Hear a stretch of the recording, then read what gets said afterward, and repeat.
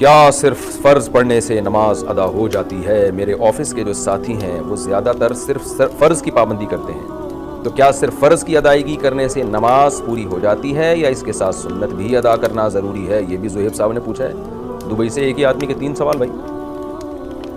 دیکھیں، سنت موقدہ وہ سنت ہے جس کی بہت زیادہ تاکید ہے، جو نبی صلی اللہ علیہ وسلم نے ہمیشہ پڑھی ہے۔ جیسے فجر کی 2 سنتیں آپ ہمیشہ پڑھتے تھے، ظہر سے پہلے کی 4 سنتیں، ظہر کے بعد کی 2 سنتیں، مغرب کے بعد کی 2 سنتیں، عشاء کے بعد کی 2 سنتیں۔ تو انہیں چھوڑنے کا معمول بنا لینا یہ ٹھیک نہیں ہے، اس میں علماء کہتے ہیں گناہ کا خطرہ بھی ہے اور ایسا شخص قابل ملامت بھی ہے۔ تو اپنے دوستوں کو سمجھائیں کہ یہ کام نہ کریں آپ۔ تو اس کی مثال ایسے جیسے فجر کی نماز میں امام صاحب اگر انا اعطیناک کل کوثر پڑھ کے رکوع کر لیں اور اسی طرح ہمیشہ کیا کریں تو نماز تو ہو جائے گی فجر کی نماز، کیونکہ سورہ فاتحہ بھی پڑھ لی، تلاوت بھی کر لی۔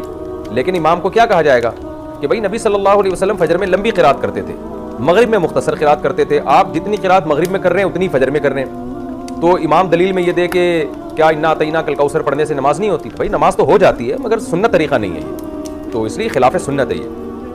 تو جیسے ایسے امام کو ملامت کی جائے گی جو فجر کو بہت مختصر پڑھاتا ہے، قل هو اللہ احد پڑھ کے رکوع کر لیتا ہے، تو ایسے ہی ایسے شخص کو بھی ملامت کی جائے گی جو صرف فرض پہ اکتفا کرتا ہے اور اس کے ساتھ سنت موقدہ نہیں پڑھتا۔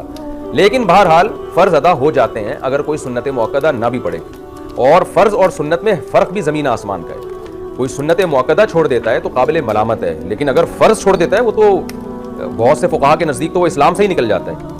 تو اس لیے some thing is better than nothing. آپ کے دوست ان لوگوں سے بہرحال کروڑہ گنا بہتر ہیں جو فرض ہی نہیں پڑھتے سرے سے، کیونکہ فرض نماز جان بوجھ کر چھوڑ دینا اس سے بڑا اسلام میں کوئی گناہ نہیں ہے۔